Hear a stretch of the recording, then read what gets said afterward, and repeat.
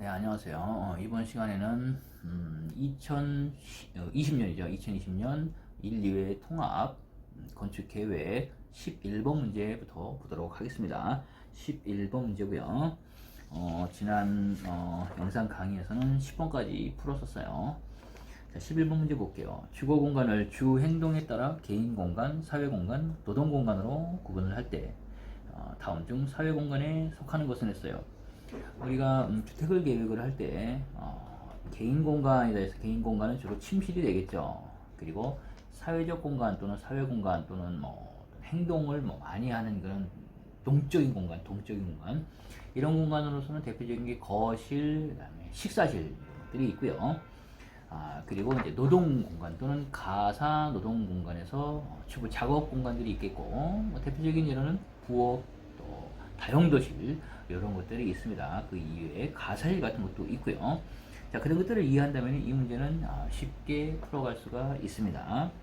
자, 보면은 1. 서재 같은 경우에는 뭐 여러 사람이 막 왁자지껄 하지는 않습니다. 조용히 책을 읽어야 되니까 개인 생활 공간 또는 개인 공간이 될 것이고, 그리고 두 번째 부엌이 있어요. 부엌 같은 경우에는 가사 작업하는 공간이에요. 그래서 가사 노동 공간 또는 노동 공간으로 포함시킬 수가 있고, 세 번째는 식당이 있어요. 식당 같은 경우는 거실과 마찬가지로 좀 식사를 하면서 이야기하고 뭐 여러 가지 담소나는 거죠. 그것들 놀이까지는 아니더라도 좀 왁자지껄한 거예요. 그러니까 여러 사람이 모여서 생활하는 공간이다 해서 사회적 공간이라고 합니다. 거실과 그다음에 식사실은 사회적 공간에 든다라는 거. 그럼 여기서 사회 공간에 속하는 것은 했으니까 답은 3번이 되겠네요. 각 행동별로 해서 공간에 대한 구분, 그 다음에 각 실들 잘 이해를 해야 됩니다. 네 번째는 다용도실이에요. 다용도실은 부엌에 가깝고 가사실과 어느 정도 연계되면 좋겠죠. 동선이 짧아지니까. 그래서 주로 주부가 생활하는 공간이다. 그래서 다용도실 같은 경우에는 가사 노동 공간에 듭니다. 그래서 여기서 답은 3번이 되겠죠. 3번 식당. 그래서 사회적 공간 또는 사회 공간으로서는 대표적인 게 거실과 식사실 이렇게 두 개가 대표적이다라는 것 꼭 기억을 해둡니다.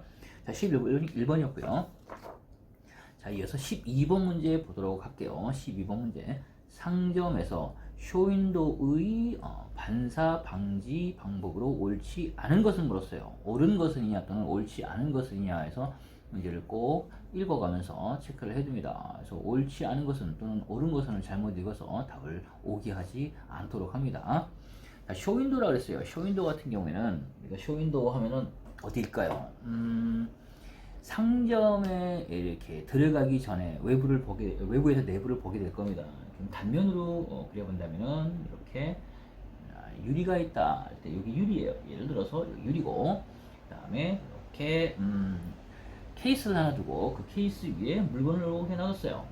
그럼 우리가 외부에서 도로를 가다가 이렇게 내려다보겠죠. 내려다볼 것이고, 내가 이걸 사겠다라고 할 때는 들어갈 거예요. 입고 들어가야 되겠죠. 그래서 상점 내부고 이거는 외부예요. 그래서 외부에서 내부로 상점을 들여다볼 때 그 유리창, 이 유리창 자체가 쇼윈도우가 되겠죠. 이런 쇼윈도우. 그래서 이런 쇼윈도우에서 반사 방지를 했어요. 반사는 어떻게 올까요? 여기 서서 내가 바라다 보는데 햇볕이 만약에 굉장히 많이 들어요. 그래서 햇볕이 쭉 들게 되면은 내가 안으로 들어볼 때 햇볕에 의해서 반사가 일어날 수도 있겠죠. 그럼 이 반사를 없게 하라는 거예요. 없게 하라. 햇볕을 가릴 수는 없앨 수는 없어요. 근데 햇볕을 가릴 수는 있어요.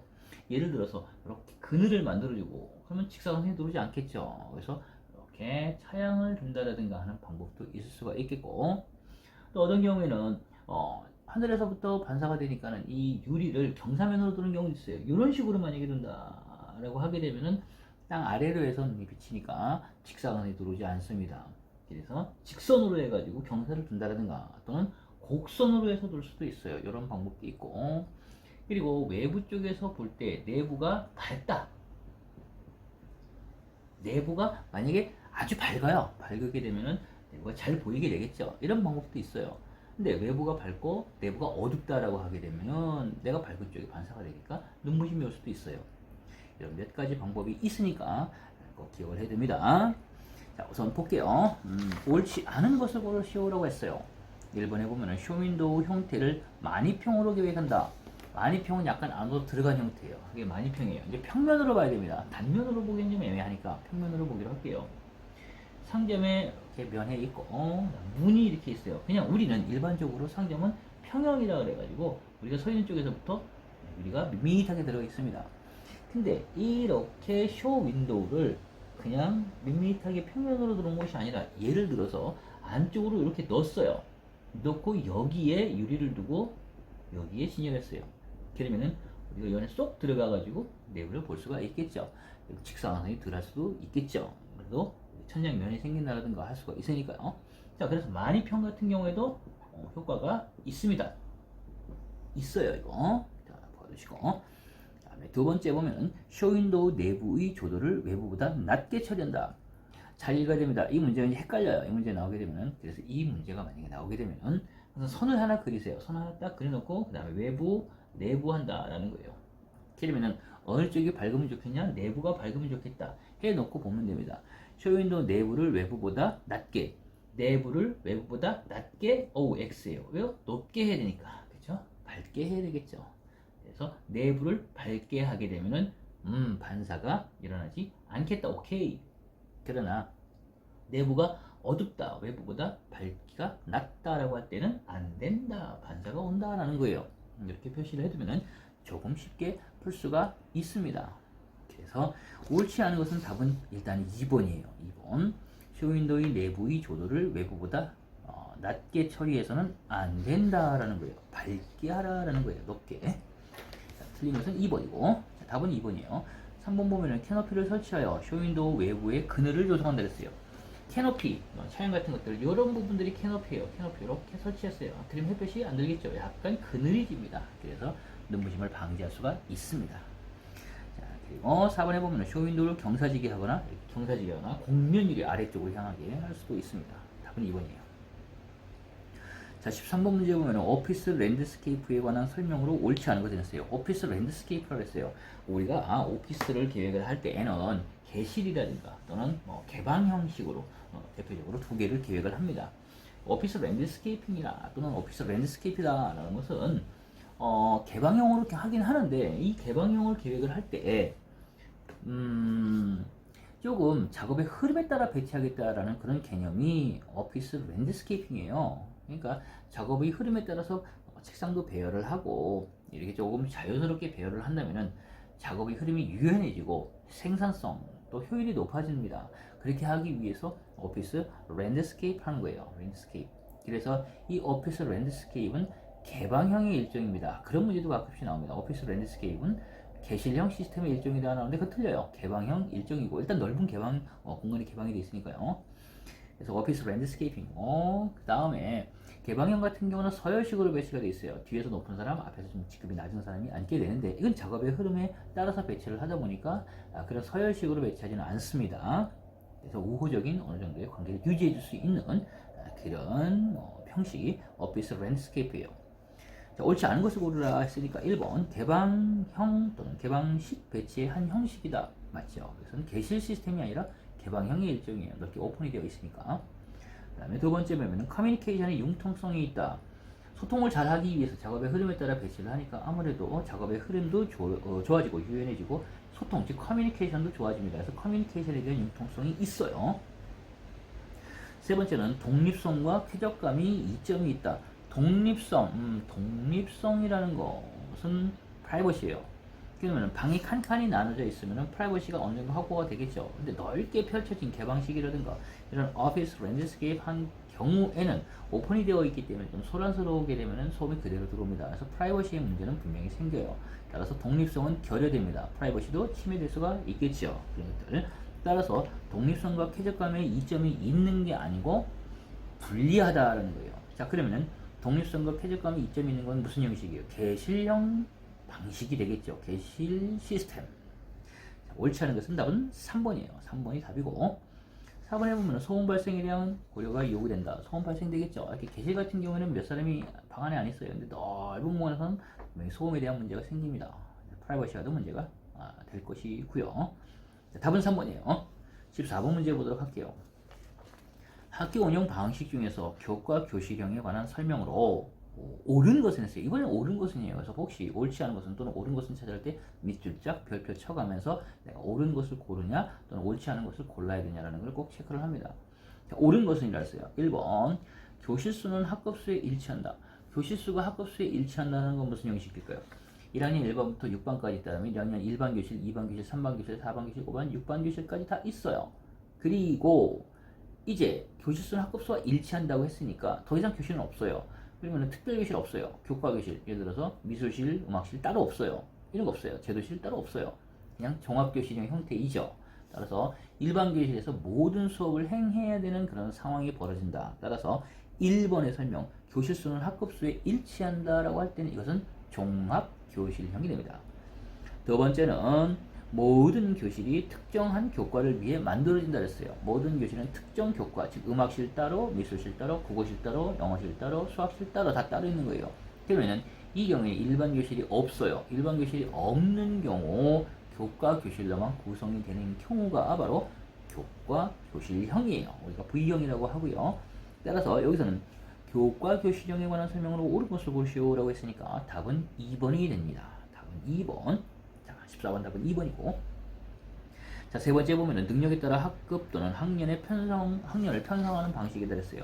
능력에 따라서 학급과 그 다음에 학년을 편성하는 방식은 날토형 같은 경우에는 수업을 내가 원하는 걸 듣는 형식이고 오픈스쿨 같은 경우는 능력에 따라 듣는 거예요. 따라서 이것은 날토형에 가까운 게 아니라 오픈스쿨에 더 가까운 형식입니다. 그래서 3번은 오픈스쿨이 하는 개념이고, 그 다음에 4번은 일반 교실이 각 학급에 하나씩 배당이 되고 일반 교실이 학급에 하나씩 다 배당이 됐어요. 1학년 6반까지 다 일반 교실이 있어요. 좀 종합교실의 형태인데 거기까지는.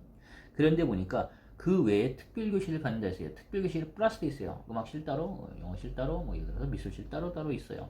그럼 일반 교실도 있고 특별교실도 있겠죠. 그래서 일반 교실 및 특별교실형 형태예요. 우리나라의 대부분의 중학교 이상의 학교는 이렇게 채택을 하고 있고 이런 일반 교실 및 특별교실 형태를 취하고 있고요. 초등학교 고학년에서도 채택을 합니다. 초등학교 저학년 같은 경우에는 위에 있는 1번처럼 종합교실형 형태를 취할 수도 있습니다. 답은 일단 2번이고요. 자, 15번 문제로 넘어가 보기로 하겠습니다. 15번 문제. 사무소 건축의 코어 유형에 관한 설명으로 옳지 않은 것은 했어요. 코어 유형을 물었어요. 코어는 중심 또는 핵이라는 말을 씁니다. 중심이라든가 핵이라는 말을 쓰는데 이 중심이나 핵 안에 그럼 뭐가 있을 것이냐라는 거예요. 그 코어 안에는 계단실이라든가 엘리베이터라든가 또는 설비에 관계된 제실들 또는 화장실 이런 것들을 넣을 수가 있어요. 이런 것이 바로 코어 계획입니다. 이때 코어 계획을 할 때에는 중심에 전체 평면의 중심에 코어를 몰아넣을 수도 있습니다. 또 규모가 크지 않은 경우에는 한쪽에 치우쳐서 코어를 넣을 수도 있습니다. 그것이 이제 편집이겠죠. 여러 가지 형식이 있다. 자, 한번 볼까요? 자, 우선 이제 외부 코어부터 보도록 할게요. 외부 코어 또는 외코어라고 그러는데 이 외코어 같은 경우에는 본체 건물 본체에서 뚝 떨어져 있는 형식이에요. 자, 그럼 이렇게 연결이 되겠죠. 그러면 여기 코어에서부터 일로 이동을 할 때 브리지로 갑니다. 피난상 좋지 않다. 불리하다라는 거예요. 불리하다. 자, 그리고 편심형이라는 게 있어요. 편심은 코어가 한쪽으로 이렇게 치우쳐 있는 거예요. 규모가 크지 않은 우리 동네에 보면 근린생활에서 커피 한잔 하자라든가 맥주 한잔 하자라든가 해서 2층이나 3층 올라가게 됩니다. 그럼 건물 들어갈 때 계단을 타고 쭉 올라가서 그냥 쏙 들어가야 되겠죠. 그래서 규모가 크지 않은 소규모에서 적절한 계란 형식이 편심코어예요. 편심. 한쪽으로 중심이 치우쳐 있다는 코어가 있고요. 그리고 중심 코어가 있습니다. 가운데에 코어가 있어요. 자, 가운데에 코어가 있으니까 중심 코어라고 하고요. 중심 코어하고 또는 중앙 코어라고도 합니다. 중앙 코어라고도 하고요. 이때 가운데 코어를 넣으려면 조그마한 규모, 소규모의 건물에서는 여기다 가운데다 턱 하고 코어를 넣게 되면 외부에 쓸 수 있는 공간이 많지 않으니까 소규모는 이렇게 하지만 대규모일 경우에는 가운데 코어를 못 넣습니다. 그래서 대규모 빌딩에 들어가게 되면은 이렇게 건물에 문 열고 들어갔다 넓은 로비가 있다. 그래서 이렇게 엘리베이터 쭈루루루 타고 내가 올라갔다라고 할 때 이런 경우가 중심 또는 중앙 코어가 됩니다. 그래서 대규모에 적합하다. 자, 이렇게 대규모에도 적합하지만 굉장히 고층화시켜서 고층 빌딩을 지을 때 아주 높은 빌딩을 지을 때 가운데 코어를 넣게 되면 뼈대가 생기게 되겠죠. 그래서 초고층 빌딩에도 적합하다는 거예요. 그래서 고층이나 초고층에도 적합한 형식은 무엇이냐고 할 때는 중심 코어가 됩니다. 외부의 인면은 굉장히 단조로울 수도 있어요. 그런 단점을 가지고도 있습니다. 그러나 유효한 면적을 많이 만들 수 있다는 또 장점도 있어요. 그리고 건물이 이렇게 있으면은 코어를 따로 떨어뜨려가지고 외부로 밀어가지고 또는 바깥쪽으로 이렇게 양쪽으로 몰아놓는 경우도 있어요. 그 코어가 양 끝에 놓이는 양단 코어도 있습니다. 자, 이렇게 양단 코어 같은 경우에는 가운데 있는 사람이 여기로 가도 되고 여기로 가도 돼요. 피난할 때 평상시에도 마찬가지가 되겠지만, 그래서 양쪽으로 피난할 수가 있기 때문에 또는 양쪽으로 이용할 수가 있기 때문에 이 양단 코어는 피난상 유리하다, 오케이다라는 거예요. 그래서 이 부분만 정리를 해 두게 되면은 웬만한 코어 문제에 대해서 유형에 대해서는 다 풀어낼 수가 있습니다. 자, 이런 것들을 기본 개념으로 갖고 가면서 보기로 하죠. 사무소 건축의 코어 유형에 관한 설명으로 옳지 않은 것은 1. 중심 코어는 유효율이 높은 계획이 가능한 유형이다라는 거. 이렇게 중심 코어예요. 중심 코어 같은 경우에는 코어가 중앙에 있으니까 외부에 아주 좋은 뷰도 만들 수가 있고 유효하게 전면적을 다 활용할 수가 있어요. 물론 다른 것들도 그럴 수가 있는데 규모가 큰 거에서도 더더욱 그럴 수가 있고, 자, 근데 이 말은 다른 것에 비해서라는 말을 쓰지는 않았어요. 그냥 단순히 어떻게 보면 중심 코어 같은 경우는 중앙에 코어를 두고 전면적을 유효하게 사용할 수 있다는 말 자체는 맞죠? 틀린 게 아니에요. 따라서 이것은 옳은 것이다 라는 거. 두 번째 볼까요? 양단 코어는 피난 동선이 혼란스러워 방제상 불리한 유형이다. 양쪽에 이렇게 코어가 있어요. 양쪽에 코어가 있는 그런 형식이 양단 코어 형식이에요. 양단 코어 형식 같은 경우에는 양쪽으로 피난할 수가 있기 때문에 피난상 유리하다고 했어요. 근데 설명상에서는 피난 동선이 혼란스러워 방제상 불리하다라고 했어요. 불리한 게 아니라 유리한 형식이 되겠죠. 자, 옳지 않은 설명은 답은 2번이 됩니다. 2번 식을 그렇게 해두고요. 그럼 세 번째, 편심코어는 한쪽으로 치우쳐 있어요. 편심코어. 각층 바닥 면적이 소규모인 경우에 적합하다는 거예요. 맞네요. 그죠? 소규모인 경우에 적합하다. 그런데 만약에 이걸 틀리게 내겠다라고 할 때는 편심코어는 각층 바닥 면적이 큰 대규모 건물에 유리하다라고 나오면 그건 틀린 거예요. 이건 맞는 거고. 네 번째, 독립코어는 코어를 업무 공간으로부터 분리시키는, 독립되어 있어요. 외부 코어 또는 외부 코어 독립되어 있는 독립코어예요. 독립코어 같은 경우는 사무 공간과 그다음에 코어 공간을 완전히 분리를 했습니다. 따라서 이런 외부 코어 또는 독립 코어 같은 경우는 아주 균질한 업무 공간을 만들어줄 수 있는 장점이 있고, 피난상에는 불리하고 설비에 관한 순환계통도 불리합니다. 자, 그래서 업무에 대한 융통성 자체는 수준 높게 계획할 수 있는 것은 독립 코어입니다. 맞는 내용이에요. 15번에 틀린 것은 2번이죠. 16번 볼게요. 16번. 상점에 대한 내용이에요. 상점의 전면 구성에 요구되는 AIDMA 법칙의 내용에 속하지 않는 것을 했어요. 자, 상점을 구성을 할 때 상점의 파사드라고 합니다. 파사드. 자, 파사드는 정면 또는 인면을 뜻해요. 우리가 길에 가다가 멋진 건물이에요. 그리고 그 앞에 보니까는 번쩍번쩍해요. 그 전면이 아주 예쁘고 잘 다듬어지고 불도 뭐 반짝반짝하고 입구도 큼지막해가지고 들락날락하기 좋고 쇼윈도우도 예쁘게 돼 있어요. 진열도 멋지게 돼 있어요. 그러면 들어갈 때 부담스럽지 않고 또 들어가고 싶은 마음이 생기겠죠. 근데 건물이 잘 안에도 안 보이고 칙칙해요. 문도 더럽고 이러면 안 들어가게 되겠죠. 그래서 파사드 같은 경우에는 인면 계획이고 또 특히 인면 중에서 도로하면 사람들이 들락날락 할 수 있는 그런 정면을 뜻한다 해서 통상 파사드라고 얘기합니다. 그래서 파사드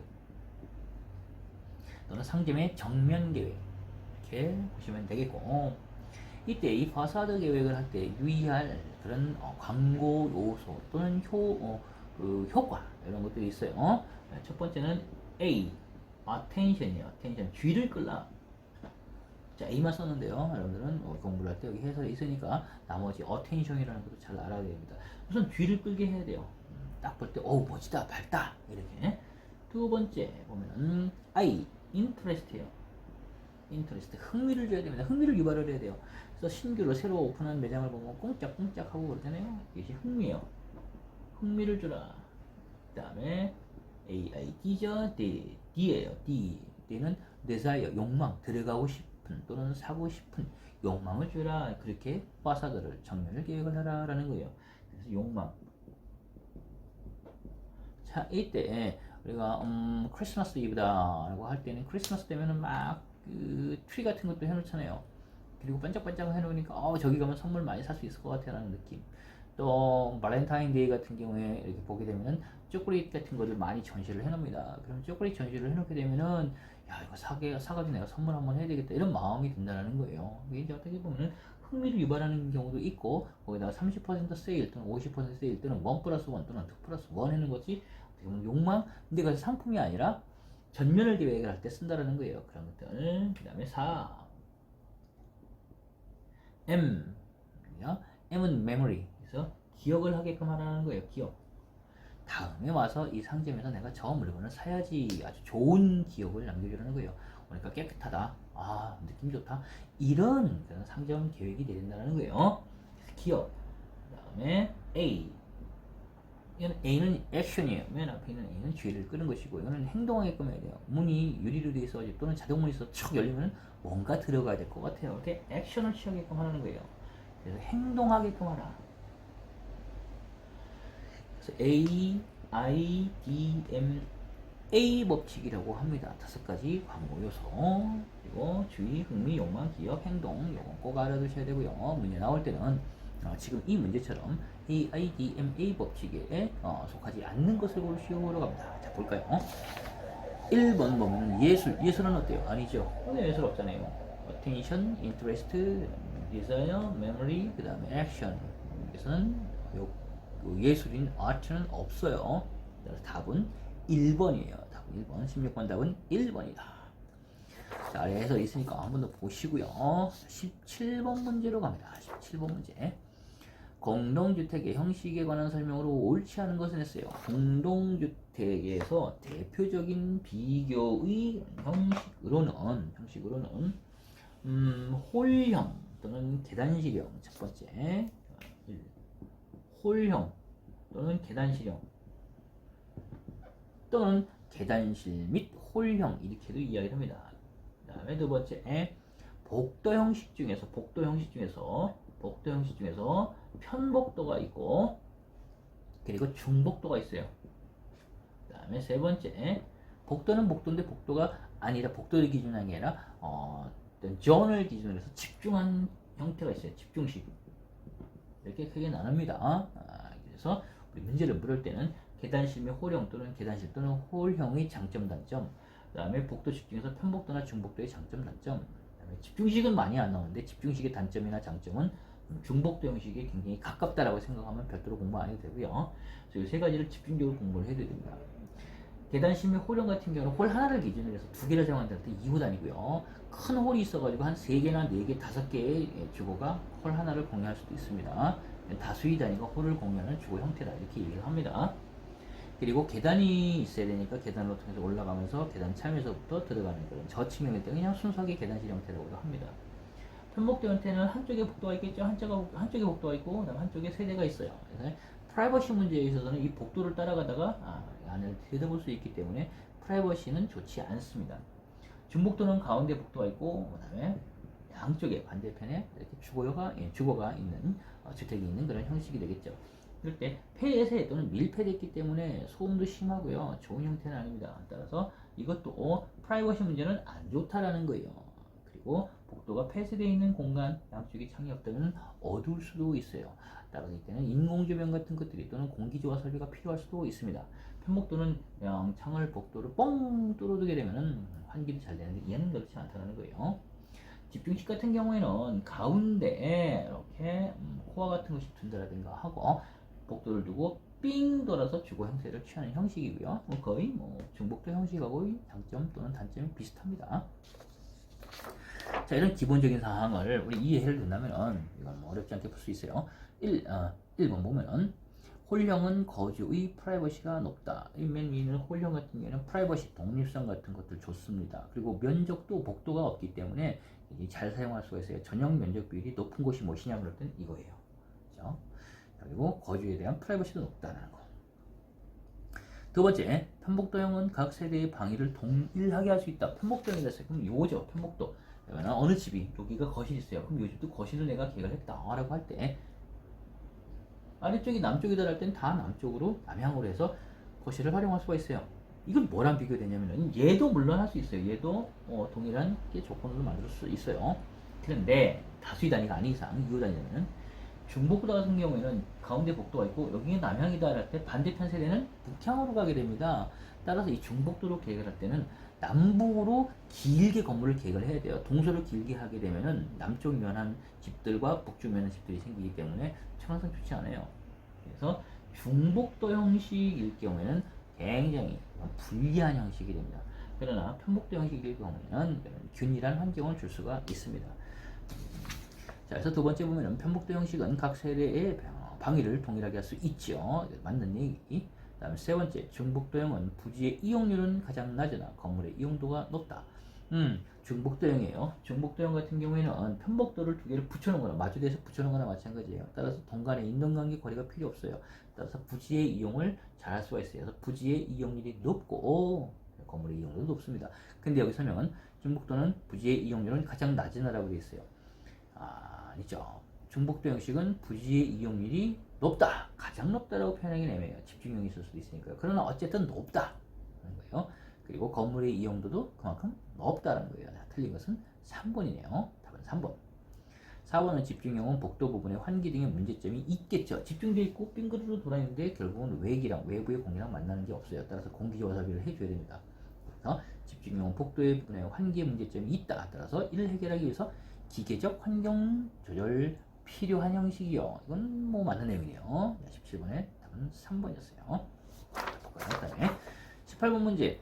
주택 식당의 배치 유형 중에서 다이닝 키친 형식에 대한 설명으로 옳은 것을 했어요. 4개 형식을 찾으라는 거죠.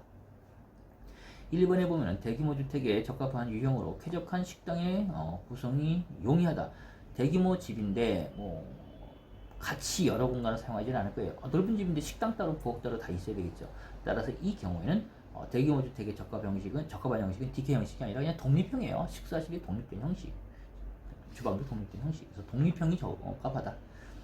그다음에 두 번째는 싱크대와 식탁의 거리가 멀어지는 관계로 주부의 동선이 길어지는 단점이 있다. DK 형식은 뭐예요? 주방이 있고 그 주방 안에 식탁을 마련해 놓은 거예요. 우리가 텔레비 보면은 가끔씩 밥 먹는 장면이 나올 겁니다. 주방을 먹잖아요. 그럼 동선 자체가 멀어지나요? 가까워지잖아요. 따라서 잘못된 설명이네요. 이것은 옳지 않네요.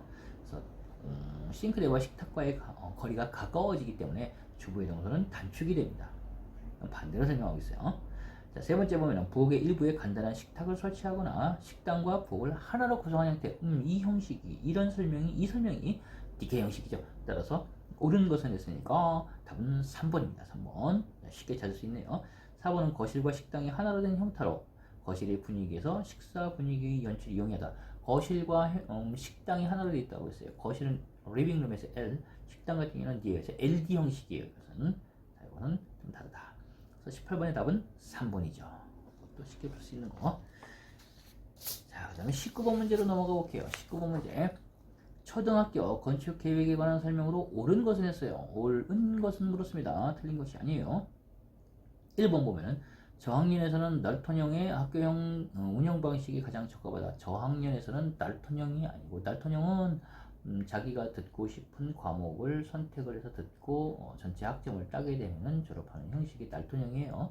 그런데 초등학교 저학년 같은 경우에는 그런 날톤형 형식이 아니라 종합 교실형 형태가 더 어울리겠죠. 일반 교실만 있어도 됩니다. 초등학교 저학년 같은 경우는. 그러나 고학년으로 올라갈 때는 특별 교실도 있어야 돼요. 그래서 일반 교실 및 특별 교실 형식이 돼야 됩니다.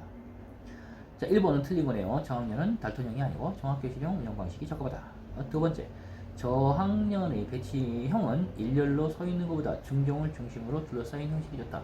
가운데 정원을 두고 교실 빙 둘러싸여 있어도 좋겠죠. 은 초등학교의 저학년의 이야기입니다. 고학년으로 올라가면 소란스럽거나 집중적으로 공부를 해야 되기 때문에 중정교사를 사용하지 않아도 초등학교 저학년 같은 경우는 가능하다는 거예요. 옳은 것은 2번이에요. 답은 2번이다. 자, 3번 볼까요? 동일층에서 저학년부터 고학년까지 각 학년의 학급은 혼합되도록 배치한다. 혼합되면 안 됩니다. 초등학교 저학년과 초등학교 고학년은 분리를 해야 됩니다. 학년을 분리하잖아요. 1학년 교실은 1층에, 2학년 교실은 2층에 이렇게 분리하죠. 이렇게 그래핑합니다. 그래서 그래핑 원칙에 이건 틀린 거예요. 따라서 동일한 층에는 저학년부터 고학년까지 혼합되는 것이 아니라 각 층별로라든가 또는 전인별로 해서 분리를 합니다. 4번은 저학년 교실은 독립성 확보를 위해서 1층에 위치하지 않고가 아니라 1층에 위치하고 일찍 끝날 수도 있으니까요. 그리고 교문에 근접하지 않도록 한다가 아니고 교문에 근접해서 얼른 나갈 수 있도록 그렇게 합니다. 잘못된 설명. 19번에 옳은 것은 2번이네요. 자, 그리고 마지막 문제 20번 보기로 할게요. 일주일 평균 수업 시간이 30시간인 학교에서 음악교실에서의 수업 시간이 20시간이라고 했어요. 자, 이것은 이용률과 순수율에 관한 문제이고, 우리가 건축 계획에서 숫자를 가지고 계산하는 문제 중에 대표적인 게 이 문제예요. 이 문제. 한 문제예요. 이거 한 문제. 복잡한 거는 또 있긴 있는데 그건 아닐 거고, 달랑달랑 한 문제. 매번 나오는 문제예요. 자, 풀어볼까요? 이용률 같은 경우에는 이용률이라는 게 있어요. 이용률은 수업 가능한 시간이 있어요. 그래서 수업 가능한 시간이 있다. 그리고 이거에 대해서 실제로 이용한 거예요. 그래서 이게 이용률이죠. 실제 이용 시간이 있을 거예요. 그래서 가능한 시간하고 그다음에 실제 이용한 시간이 있을 것이다. 이것에 대한 비율이에요. 곱하기 100 하면 퍼센트가 나오겠죠. 그래서 곱하기 100% 이렇게 나오게 될 겁니다. 자, 그러면 여기서 수업시간, 평균 수업시간이 30시간이라고 했어요. 그리고 음악교실의 수업시간이 20시간이라고 했습니다. 20시간을 수업을 한 거예요. 가능한 시간이 30시간이었는데 20시간을 수업을 했다고 했어요. 곱하기 100 하면 되겠죠. 이게 바로 이용률이에요. 60 몇 퍼센트? 67% 정도 나오나요? 그래서 약 67% 나온다. 그 다음에 순수율이라는 게 있어요. 순수율 같은 경우에는 실제로 사용한 시간이 있잖아요. 그래서 실제 이용 시간, 이용 아워가 있고, 그 다음에 이게 음악교실이라고 했으니까요. 음악교실은 음악으로만 수업을 해야 됩니다. 근데 음악교실인데 보니까 이 중에 15시간은 음악 시간으로 사용했고, 나머지 5시간은 무용 시간으로 사용했다 그랬어요. 순수하게 음악교실로 사용한 시간만 계산을 해야 됩니다. 이게 순수율이에요. 따라서 20시간을 사용했지만 여기서 15시간은 음악 시간으로 사용을 했고, 그 다음에 5시간은 무용 시간으로 사용했기 때문에 순수하게 음악 시간을 사용한 시간을 가지면 됩니다. 그래서 해당 교과 수업한 시간, 따라서 여기서 20시간을 사용을 했고 실제로 그 다음에 음악실에 사용한 음악 수업으로 사용한 시간이 15시간이라고 했어요. 따라서 20분에 15가 되겠죠. 그래서 20분에 15 하게 되면은 곱하기 100 하면은 약 75%가 나옵니다. 답은 67과 75%를 찾으면 되겠죠. 답은 몇 번이 될까요? 2번이 되네요. 이용률 67%, 순수율 75%다라는 거 쉽게 찾아낼 수가 있습니다. 자, 일단 이제 20번까지 풀어봤어요. 이렇게 우리 뭐 한 30분 남짓 해가지고 시간이 20문제를 다 풀기는 어려우니까 10문제씩 잘라가지고 이제 2020년 통합 1, 2회차를 풀어봤습니다. 그래서 건축 계획에 대한 정리는 여기까지 하도록 하겠습니다. 수고들 많았습니다.